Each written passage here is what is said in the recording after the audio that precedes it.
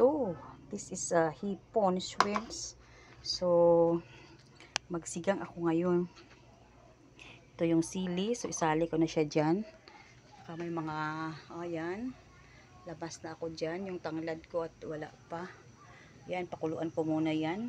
Para mabilis. Okay. So, yan. So, ito yung gulay. Kangkong at saka string beans. Ayan na yung hipon.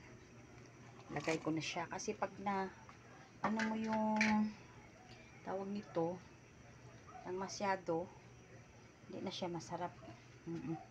Kaya ganun. So, ayan na po siya. Lagyan ko na ng pangsigang, sampalok, and shrimps. And then with the magic sarap ngayon, ilagay ko na itong kangkong. Kasi andyan na yung sitaw. Kulang ako sa gulay guys. Nalimutan ko kasi kahapon.